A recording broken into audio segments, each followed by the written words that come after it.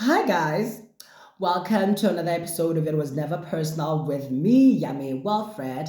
It's me, Yummy Wilfred. Oh my God, I just had to start again. Oh my God. But, anyways, it was because I didn't switch on the video. Can you believe it? Oh my God. I hope nothing is wrong with the phone because I don't have time for that. Okay. By the way, I was just talking about how I am. I think my do-rag is too tight for my head. I think it's clinging on too tight. Loosen up, how? Anyways, yeah, so today I'm just going to talk about my experience as a gay child. Thank you. I'm going to talk about that. And yeah, I let you in on to today's title. Thank you.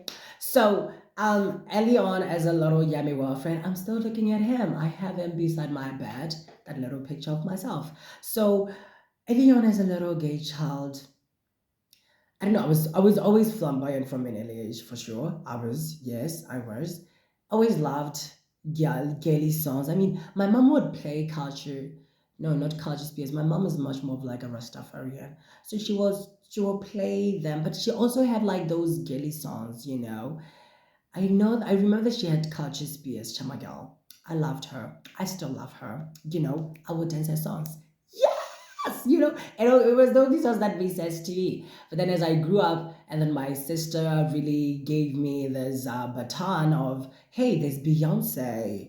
Oh, for sure. Oh, there's Rihanna. Oh, okay. And they speak English. Oh, okay. Another language that I get to learn. So I think, I assume that I learned English through English songs, because allegedly my best song as a little kid was Umbrella by Jay-Z and by Rihanna and Jay-Z. Shout out to Rihanna. Anyways, I love the song even this day. But I think there's a little bit pressure of like really upholding it because it was my favorite song when I was young. But then I go, are they really telling that time around? Because I don't know. I don't remember that part. But anyways, so then I really lurched onto it. But it was until I found Oniga Tanya Maharaj, then I went, I think I'm really a gay. Because, she made everything obvious. Talk about, um, what is that? Massive Attack. Oh my God. I remember dancing at a family gathering. And wasn't I rocking it? I was. I did everything that she did in the video, where she was going down. And I think I was probably 6 years, something like that, 6, 7 years old. I delivered. I was lip syncing for my life. Oh my God, this is way too tight. Can you give me a moment to really loosen it up because I cannot just continue with a very tight head. Yeah, yeah. Thank you so much. I'm back again. It's better. It's better. It's tight to a limit that I can actually withstand. Yes. But anyways, yeah, like I said, from an early age, I've always been an open, flamboyant child. I think, and I think this all goes out to all the other femboys, feminine boys, gay boys. Because for the masculine gay boys, I think it's better because not like I think it's better, but I mean, for them, the opportunity, they do have an opportunity to say, hey, I'm coming out or whatever. But for me, I never had to come out because I've been out since the days. Since day one, I was out. I was like, yeah, I'm gay. What you going to do about that? Of course, I didn't say that, but my language, my voice, even to this day, I talk to people, they still say miss. And I go, yeah, you can just call me whatever you call me because I mean, that's it, and I don't put critters on whatever that you call me, as long as you're talking to me, as long as you're kind, and as long as I want to talk to you. But if I don't want to talk to you, I'll just pass you like, who are you talking to? You know what I mean? So I was always out there, my voice is sweet. The way that I walk, I've been twitching my waist way before people even told me that. I've heard this gaily face look, whatever. I mean, a lot of women have told me that maybe I was made to be a woman or a lady, which I feel like, okay, I get where they're coming from, but don't get it twisted, honey. It's not like I want to become a woman because I just enjoy whoever that I am right now. Yes. And for sure, like all of us, We have both the masculine and the feminine. Just to me that the fem one. Yes. So I've always been there out there, It wasn't an issue of, oh, do I have to come out? Do I have to say this? And eventually I only told my mother because I feel like, yeah, she knew it. She knew it. Yeah, she knew it. She was not, she knew it. She wasn't really surprised or anything, you know. Yes. Now, but I felt it. And I believe that, even before I got conscious, before I even knew my name was Wilfred, I felt that, oh my God, they don't want me here. They saying that I'm going to die and go to hell. So early on, I was imposed with this thought that, you're not enough, you're not lovable, something is wrong with you, Yami Wilfred, and then for sure I did create some identities with it, because for me, that thought that I used, that the trigger, the everything, the triggers and everything, they always went to, I am unlovable.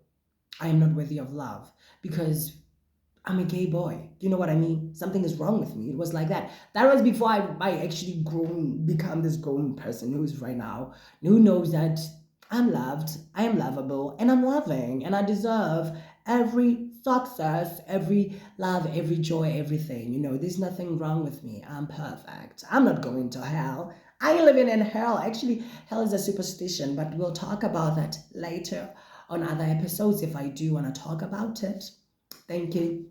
But, anyways, the community, the society, and the Bible, the church, religions, not only Christianity, religions, even especially Islam. I think Islam is one of the worst. I'm so excited to say that I'm grateful that I didn't sign up for that.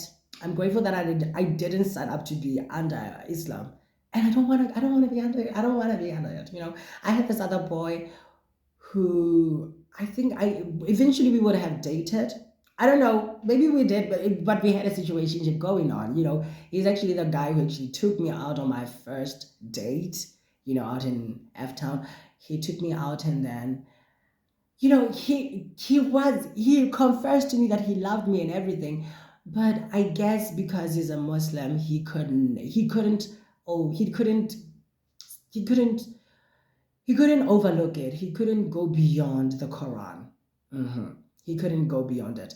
But because I get it, I don't judge him, and I don't ridicule him.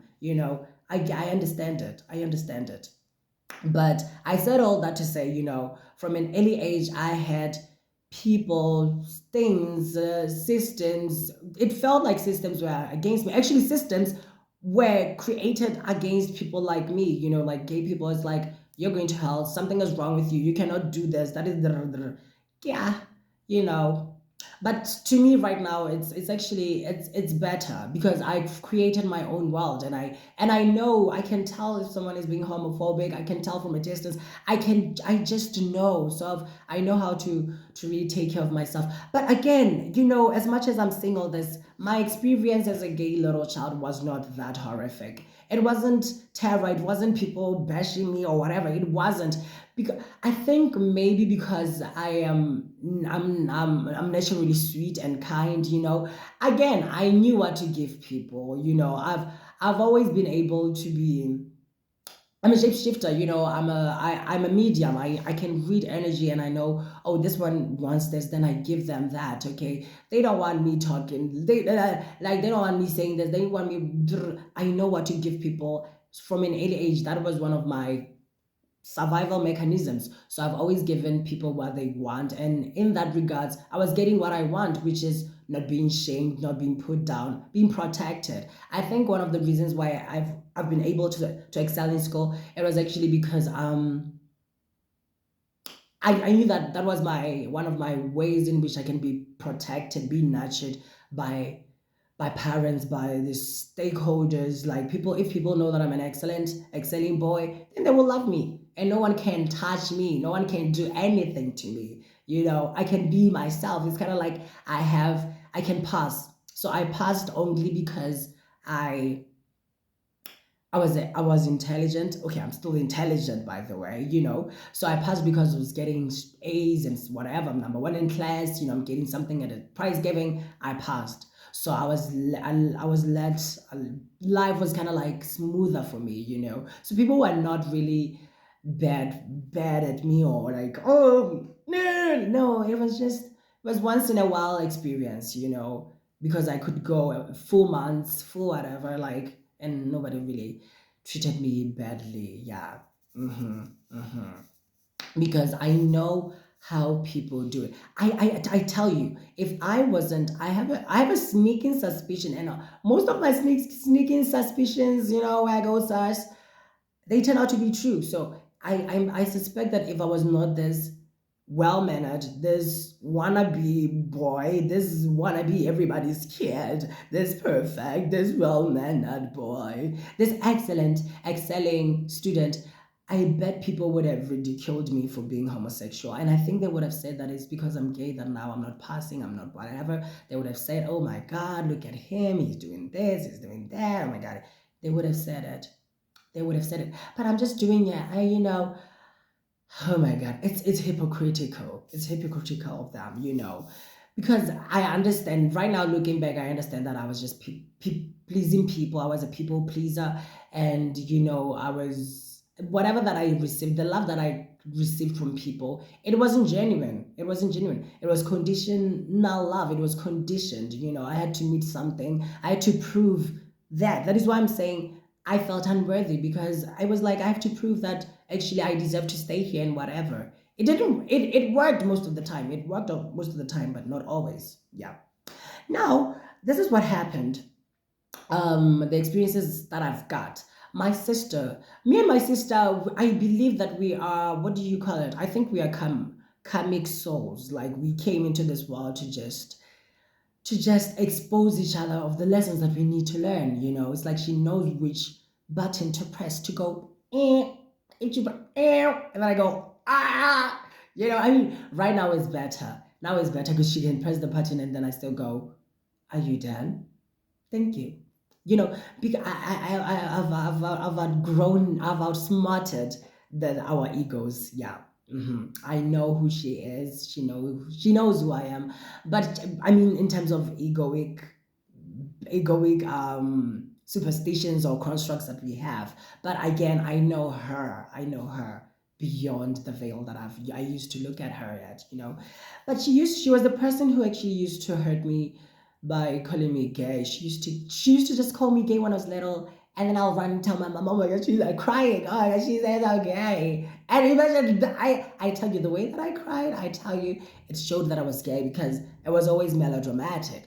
Oh my god, she says I'm gay, And then my mom would try and tell her to not say that and whatever. My mom is great, by the way. She's great. She's great. She never said anything was wrong with me. She never. And in fact, she never got, because I had a sneaking I always assumed or felt like I'm pressuring her, or I am, whenever I report her, that, oh my god, my cousin just called me gay, or people were just trying to bring me down because of me. She never got tired. She always stood up for me and she would fight for me. And I love that woman. I love her so much. Maybe because she knows that I'm sensitive as much as she's sensitive, because I would cry. I would cry, cry, cry. And I know that they said I used to cry ever since I was little, and I'm still a crier. I'm still a crier. Just that now I know that it was never personal. It's not personal. Oh yeah, yeah. Oh yeah, okay. Well, I'm gay. So what you gonna do about that? But anyways, after that, and then I said the sister thing to say that, even from an early age on now, as a conscious, after I was 7 years old, I knew that I was different. I knew I was different from my family members. And I've always searched for other gay guys or gay females in my family. And I have sneaking suspicions that, oh, so and so is. I think so and so is. And I'm telling you, my gator cannot lie. My gator cannot lie. But it's not my job to out anybody or to provoke anybody. I'm just saying that I know one when I see one. That's what I'm saying. and I've seen some, and I don't think I'm the first. I don't think I'm the first in my family, but with a look of the naked eye, you'll say I'm the first. But with X-ray eyes on the situation, he ain't the first. He's just the first who's out and open about it, and he really doesn't give an F. It's like how I've overdrawn my lips because I did it for the like of giving an F. Thank you. Now again, going to school. I remember, I've always been like a teacher's pet, so I was loved by teachers most of the time. Almost all the time I was loved by teachers, but it was a standard four. When I met this other lady, I mean, I loved the lady. I loved her so much. I don't know what her thing was. And it never really clicked. I never realized this, by the way, until this year. I think it's this year that I realized that she was homophobic. Because this lady, she was so, so beautiful. She is so beautiful.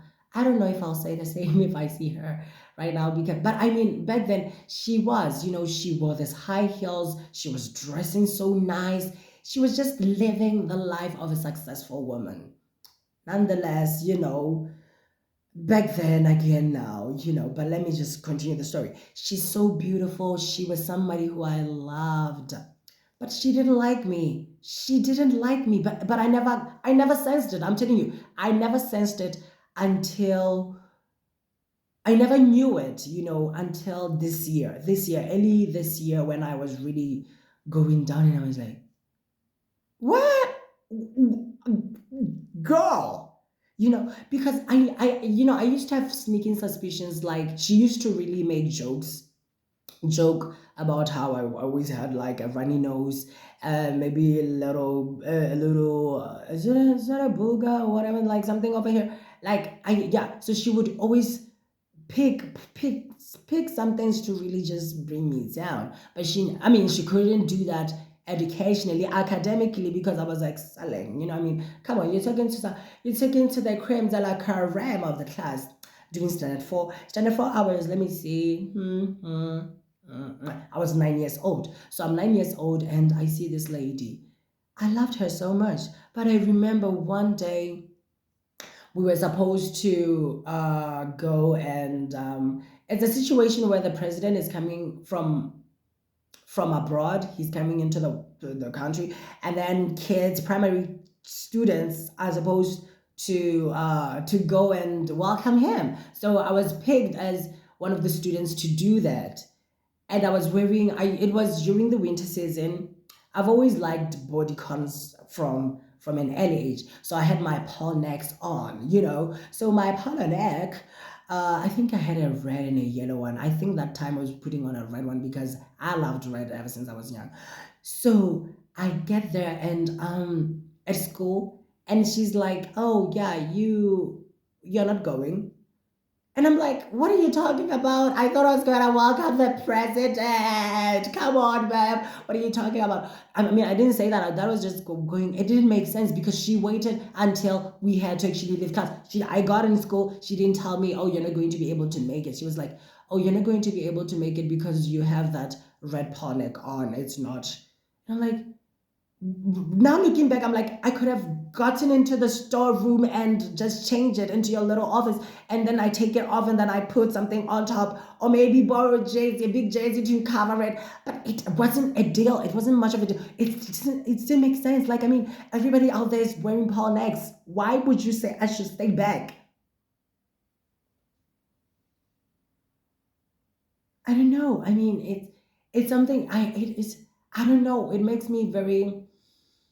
Yeah, I mean, for sure I was hurt back then when I was young, but looking back, I go, oh my God, it wasn't personal. It wasn't personal. And again, the only thing about her is that I never personalized it because I didn't think she hated me. I just thought she was right, and I was like, oh my God, Wilfred, why did you put on this red thing? If anything, I just blamed myself. But now I know that I wasn't at fault. She didn't want a little gay boy going with them to receive a president. You know what I mean? It was just that. I know. I don't know. Listen, guys, it's not far. It's not far fetched because I'm telling you, it's real. I know it. I remember the other time. Now, the only thing that got me back to there was when later on I was doing standard six, and she came because I think she went to study and get a degree or something. And then she came back, and we all run to her. We loved her so much. I loved her. We run to her, and then the first thing she said when she saw me, she was like, "Oh, you, Wilfred. So you still like hanging around girls? You still talk like that?" And I am 6. I'm 11 years old. I go. Oh my god, that was the first time. Now it all made sense to me as a little 6-year-old that I think she doesn't like me. I think she kind of feels like I'm wrong or something is wrong with me, and it was painful, it was hurtful, you know but nonetheless, my standard 6 teacher, oh my god, that lady loved me so much. I love her. I love her. I wish all parents were like her, to be honest. I wish all parents were like her because that lady, she loved me with no conditions. She really loved me. Like, oh my God, Manchakusi. I don't know how I can talk to her, that granny. I love her. She loved me. I remember when she was actually taking a transfer to become a head school teacher at this other school. I cried. She called me. I was doing Starter 7, and I cried and I cried and I cried and I cried. That lady loved me so much. The things that I think she is still the only teacher from school who I feel like, I think she's number one or number two because this other lady again. Oh my God. But she loved me. But anyways, that teacher from standard 4, when I met her after standard 6, that was when I was like, okay, it's a done deal, I'm done. And then I let her go. I let her go because I realized that she was homophobic. And looking back right now, I'm like, oh my God, good that I didn't take it personal. Now, and then I was doing standard 7. Standard 7, we were taught by a man. First ever being taught by a man. I mean, yeah, we had men. Oh, no, no, it wasn't the first time being taught by a man. I was taught by a man at standard 3, but that man was very. Talk about men who are very comfortable with femininity. Talk about men who are not really threatened by a little boy who's gay. Talk about a man who's kind. I don't know. The thing is that I never imbued teachers with anything like that, homophobic or whatever. But I know that I never sensed that from that man. He wasn't homophobic. He was good. He was. So that wasn't then the first man to teach me at standard 7. Standard 7, I'm 12 years old, and then this man comes over. He's a pastor, by the way. So for sure, religions, by the way. So for sure, you're going to jail. You're going to hell, by the way. So he hated me for being gay. He didn't hate me for anything. Anyway, I knew it from the start, from the get go. He was like, it didn't. I think it didn't make sense to him that I'm the most talented student in class, that I'm number one and I'm gay at the same time. Like, how is that possible? God should be punishing you. I got that from him. He said the most horrific things to me. He did. I mean, oh my God. And did I not personalize it? I did. I personalized it. And I know how he was like, I was going to fail. I was going to get B's, however, yeah, but I passed my PSLE primary living school examinations with an A. Talk about that. An A in science, an A in math, an A in English, an A in did I get an A in this one? I don't know. An A in agriculture. Thank you. So I passed, I passed, and I think, I don't know, in my mind, because the thing is that after I left standard 7, I was over it. I just let him go. I was like, okay, bye. Yeah. And then it was later on, immediately when we closed standard 7, he started calling my mom, and then he started calling me. And then I heard that he started telling his like the students who were behind me, that they should look up to me, and he was proud of me, and he said all these good things about me, whatever about me. After all the things that he said, it's so. It all goes out to say, no one is actually bad. From that experience, I learned, okay, no one is actually bad. As much as he hurt me the way he hurt me, I know it was never personal. and he didn't actually mean it and he didn't want to do it. It's kind of like people are stuck in playing the role, because he's a pastor for sure. He has to protect and safeguard his religion, or maybe he's a gay man in closet or whatever, and then I just provoked or intrigued or triggered the feminine side in him or whatever. But he was very mean, I'm telling you. He was very mean. But I've let him go. I don't hold any resentments against him. Yeah, and then I just liked how it turned out because, I learned that I was popular at school. I learned that kids looked up to me at school. This little gay boy, and he was like, okay, thank you. That's what I get.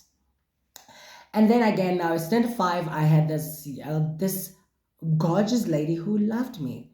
I think her name is Miss Mutlogela. Oh my God, that lady loves me. She loved me. She loved me, and I loved her so much. I loved her so much.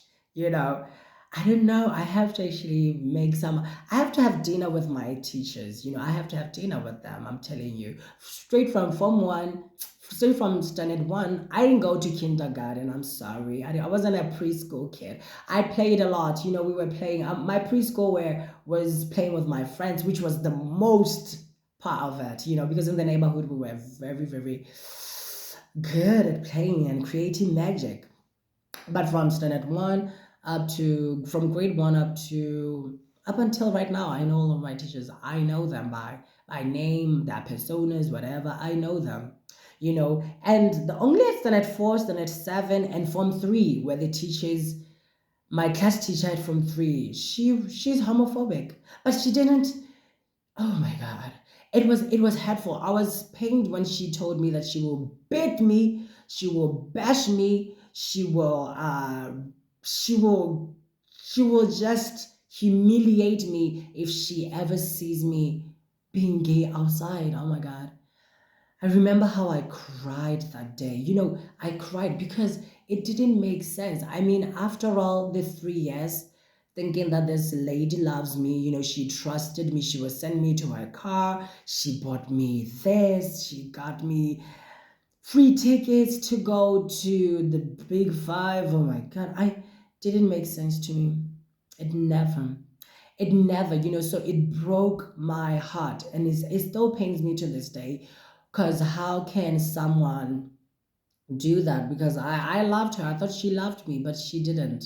She did not.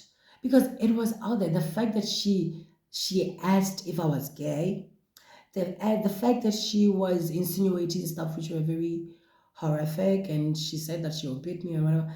Oh my God, it was so painful because I was like, how can you do that? How can you say it's like how can you? It doesn't make sense. How can you do that? And I cried so hard. I remember calling my friend Favor and going to the agriculture gardens, and I cried, kept on crying, crying, crying, crying nonstop. I was crying. I remember crying so hard, and I couldn't even tell Favor what was the thing. I think I told her afterwards because I was so hurt. It didn't make sense. Like my world came crumbling. Because this is the thing. I felt protected by her. I thought she was my mother and in terms of like she's my class teacher. She knew me and everything. But she didn't accept me. She didn't love me. You know. But that's it. You can never really try and put credits on people loving you. It's painful. It's painful because it hurt my inner child to learn that about it. And I don't know why she said that. I don't know. But it was never personal, by the way. It was never personal. But that doesn't mean that I wouldn't feel pained because I liked her. I thought she liked me. I thought we had a relationship, but ultimately I had to let her go. And that's one of the most painful things to ever do. With friends it's easy because I always selected friends who were girls most of the time because girls were not homophobic, so much homophobic like boys. And then even the boys that I chose were very cool with it or whatever. They were not. So, and if I learned that a friend is actually homophobic, I can easily let them go. But her, I heard her in my heart and it broke to really go to the deepest heart of my heart and pour her out. It was painful. It was painful, but I eventually had to do it because I have to choose myself, you know. Mm. But enough about talking about people who treated me bad. Now let's talk about how my parents, my mom and my dad. I mean, my dad knows it for sure. He knows it. He's seen with me with nails. He's seen them. He's talked about it. He never said anything. I think my parents are those kind of parents who are not afraid of the truth. They know it. They see it, and they go, okay, yeah, we don't even have to talk about. Like, what do we have to talk about? Like, it's because to me, I thought, excuse me, because to me, I thought it was gonna be a huge thing, but to them, it was like, no, it's fine. We know it. I mean, my dad has seen me with nails, with lipstick on, with makeup on. He's seen me with He's seen. He knows I'm gay for sure. You know, and I mean, he didn't say anything homophobic or anything. He was just saying, okay, yeah, okay. Oh, those nails are nice. I mean, he said the nails are nice. Come on. I'm like, are you for real? Are you a male? Oh my God. And then my mom, she's like, again, I know her. She's always, oh my God. If my mom is kind of like a supporter, I think she would be, she's an ally of gay kids because she's like, she loves that they're smart, they're dressing good. And I'm like, oh my God, mom, those are stereotypes, because a lot of gays, they try and be very clean and everything just to hide the fact that they're gay, especially if they don't dress feminine, you know, because they just want to be feminine, yeah. But anyways, yeah. So my parents never had a problem with it. So I don't have that much of a baggage of going, oh yeah, my parents then yeah. They never. They never. But that doesn't mean that we don't I don't think they don't talk about it because socially it's not socially and culturally it's not something that they know how to talk about. They don't know what to do with it. But I just like that they don't put it down or anything. Yeah, thank you.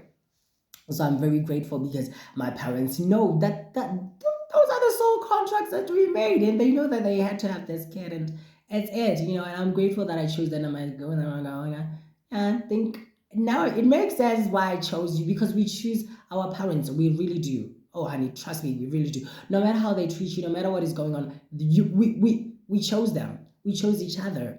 I knew that they were gonna do You knew they were gonna do everything that you knew. It. So I'm just grateful that actually, yeah. Thank you. On this in reincarnation, I'm just like with better parents. I must just say, and also my little brothers. My sister is the only one who actually gave me that kind of like nonsense when I was a little kid. But right now, I think she's getting better. I think she's actually better because she supports it. Yeah, I think, yeah, she supports it. She's not really against it. She's saying, hey, I think she's grown out of it. She can get me. She doesn't feel weird or anything about, even though she has some places to work through, she's better. But my little brothers, they're like, yeah, it's fine. We know it's fine. It's nothing. It's okay. It's cool. Yeah. So as far as I'm concerned, my family, great. Now let's talk about I have my daddy and my mommy. Mommy is very religious and she finds it weird. She finds it weird. That's what I'll say. Mommy. My mommy, I mean my aunt who I call my mom. So she's my mommy and she finds it weird. I don't know if she's really accepted me. I'd like to ask her. I hope she's maybe listening to this or seeing this because I'd like to ask her, do you really love that I'm gay? Do you accept me? Because I don't know. I don't I just want to know. I just want to know, do you do that? Because I cannot be authentically myself if you don't allow me to be myself or free around you. And then she said something about pinning it on my daddy who's her husband. I call her daddy because they really do take care of me. They love me in terms of like they take care of me. They just mother me. They parent me. But do they really allow me to be who I am? That one I don't know because it's like I have a sense that I'm not allowed to be gay when I'm around them in terms of that way. So mommy and daddy, do you really actually love me? That's the question I'm asking. Because I feel like they don't want to go there. They don't want to see it. They don't want to go there. It's kind of like hell, you know. Yeah. So it'll be very painful for me to leave. You know what I mean? But anyways, so that was kind of like a really, really rough, sharp, experience that I'm giving you. But now this is the thing. On top of the straight guys that I've been talking about who really ridiculed me and they closet and whatever, um, okay, so I've been discriminated by the whites for being black, by the black for being gay, and the gay for being femme, and for by the femme for being so fantastic. So this is the thing, the ego wants to feel superior. I'm just explaining why everything has been happening, why it was never personal, because you're a gay boy, you're a gay girl, you're a lesbian, you're a whatever, you're trans, you're whatever. Listen, be trans, be proud with it, and understand that if anybody's trying to put you down or trying to really ridicule you or point a finger at you, first of all, other four fingers are pointing at them. It was never personal. This is the thing, the ego wants to feel superior, so it will always try and bring you down so that it feels superior. It means that they're threatened by you. They feel like you're superior than them, you're powerful than them, because actually you are powerful when you're yourself, in your transness, in your gayness, in your lesbian, you are powerful because that is your frequency, that is who you are. So continue being yourself, continue to love yourself, yeah, and understand that the ego wants to feel superior. That is why whites ridicule the blacks, because the racism thing is just an ego thing, and then the blacks ridicule the gays. It doesn't matter if you're black or whatever, they'll still do it to you. It's like they're doing what the whites did to them. They just discriminate you, but in terms of like you're homosexual, let's say. Yeah. And then the gays will ridicule the gays who are out. It's so amazing how I don't want to go too deep into it, but I know that we have a lot of men who are in closets, and I'm at a point where I think that it's 1 in 2. I think 1 in 2 men are gay. I see two boys and I go, okay, the other one I guess they're gay, and then the other one it's, I don't know, I guess that's straight. It's I don't know, because my idea is that men will put it in a hole. They will. Okay, my idea is that men will come in any hole. They'll get in any hole. They will put it in any hole. They will stick that bun. They will stick it in any bun. That's the thing. That's what I think. So, but back to it again. I think it's 1 in 2 men are gay because of the things that I've seen.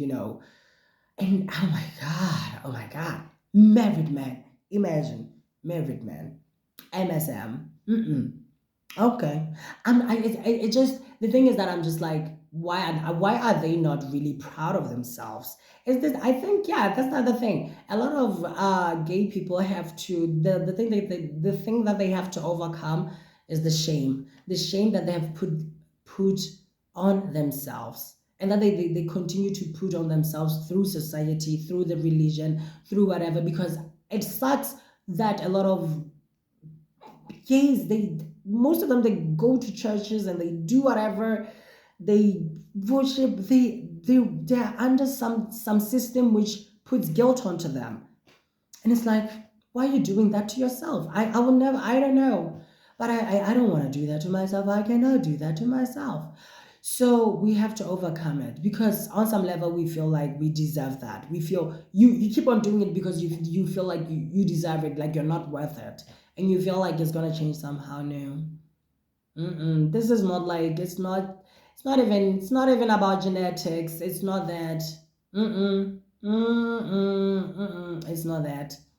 It's not that. It's just who you are. It's nature. It's nature. Don't let them fool you and say nature is male or female. Yeah, girl, what you talking about? What you talking about? I wouldn't be surprised if my dad came out as gay. I'll be like, okay, thank you. Because I'm telling you, I think it's 1 in 2 men are gay. 1 in 2 men are gay. Yeah. These boyfriends that my girlfriends be dating with, I'll be like, girl, please wake up. Please wake up. Please wake up. These girls that I see that, oh my God, I don't know how it is for lesbians, because I feel like it's kind of like hard for them, because women have been shunned down or put down for so many years, and now the fact that you are in a system, you're in a body which is really put down, the female Buddhist, which has been put down, and it's still being put down and it's still being fought against. And then now, on top of that, you're a lesbian. Something, oh my God, feel very hurtful for them. But I see some of them, they get into relationships with men and they give birth, and it's okay. At the end of the day, it's that journey. It's that journey. But I'm just saying this to someone who's maybe listening, and I'm like, you don't have to do that. Choose yourself. Do it. It's painful, but you have to do it. You owe it to yourself. You owe it to yourself. Don't do it. You will regret it, and you will. It's a cycle. Oh my God.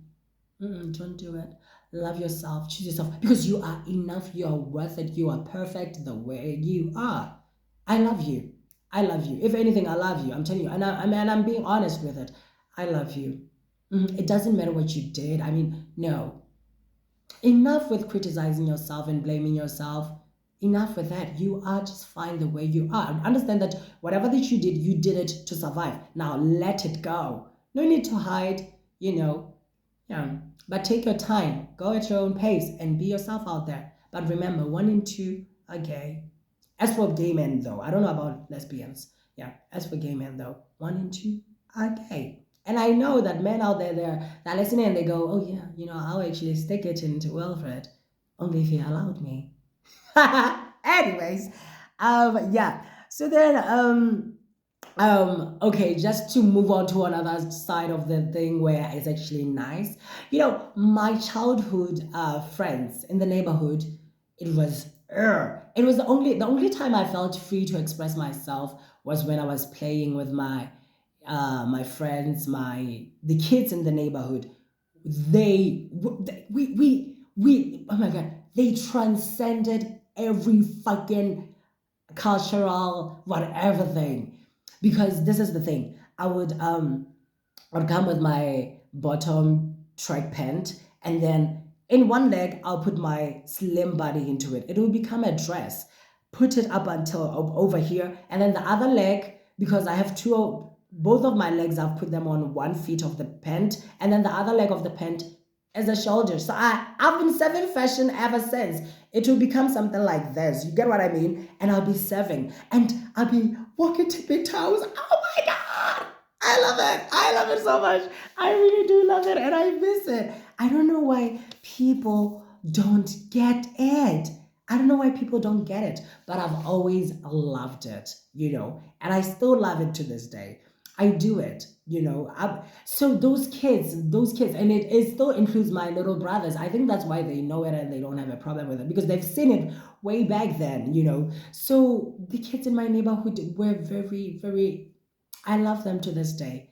I can name them. I mean, I love them. I mean, there's Yami. The other one is the little girl's called Yami, Babe. There's Petso, Tato, Kuto, Kutrado, the twins. Oh my God.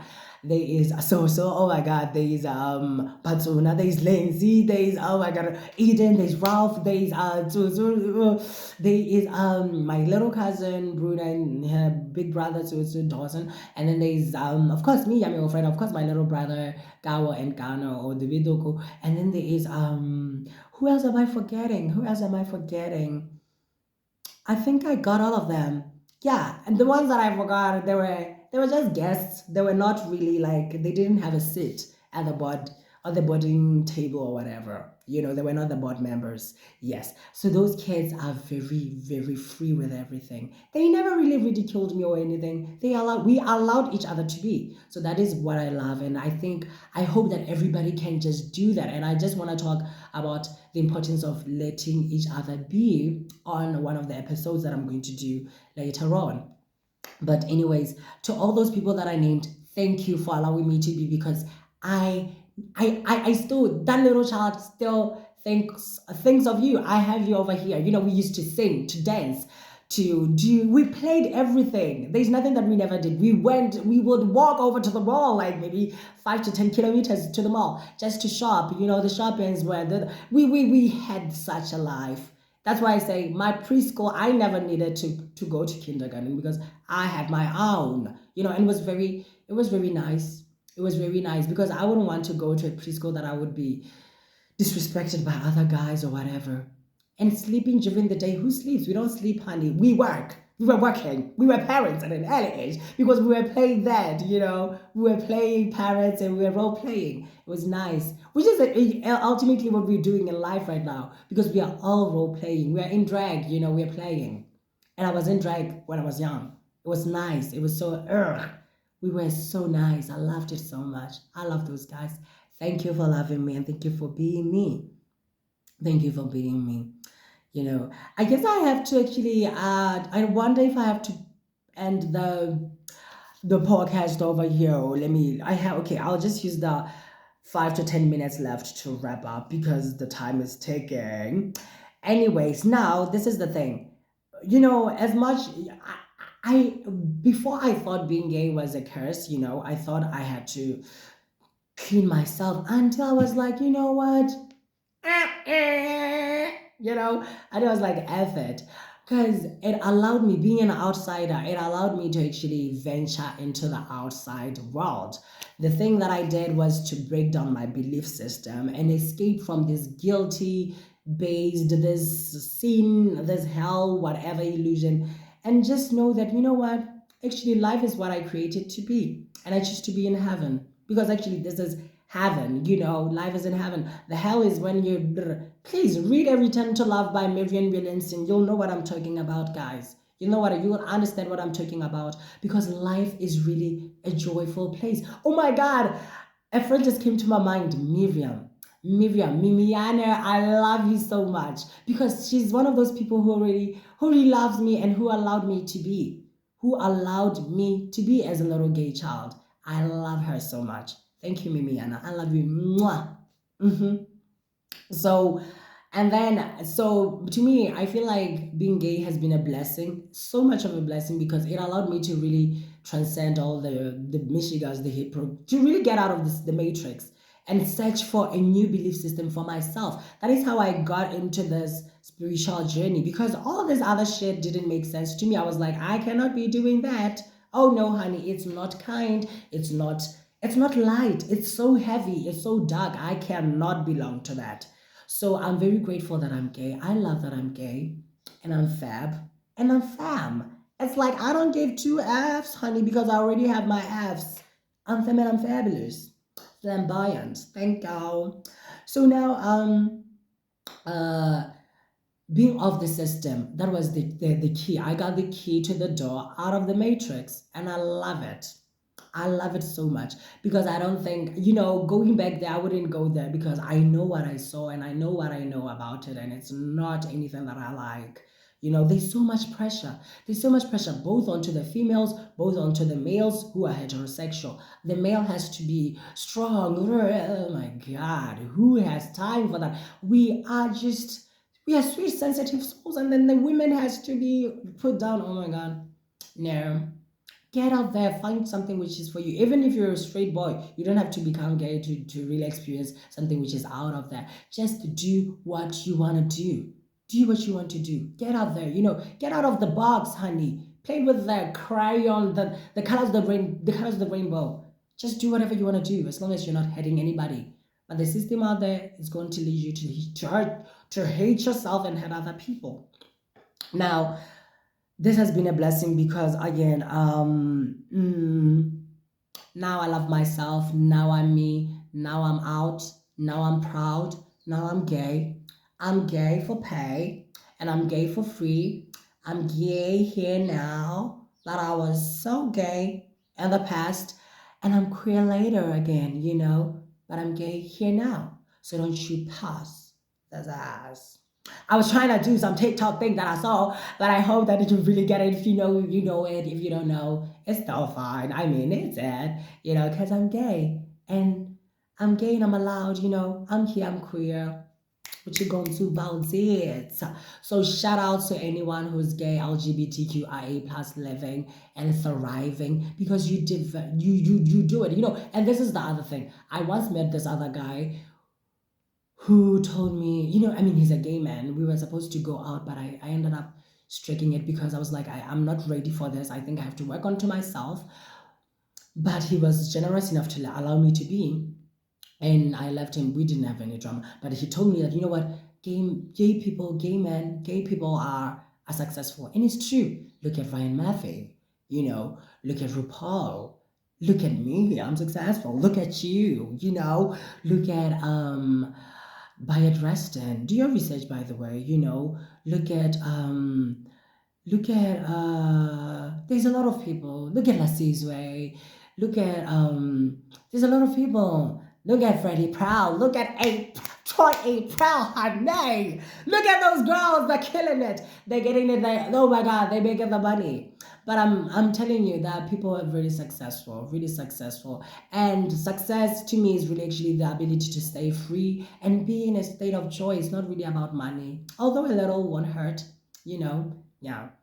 By the way, it was so nice. But this podcast, this episode was, I can end it by saying, ultimately, your albinism, your dwarfism, your plus sized, your being plus sized, your gayness, your dark skin, your whatever, the so-called imperfections.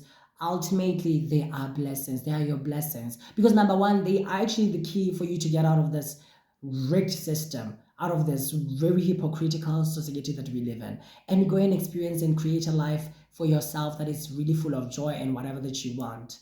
It is for you. It's the key for you. I'm telling you, it's a blessing. It is a blessing.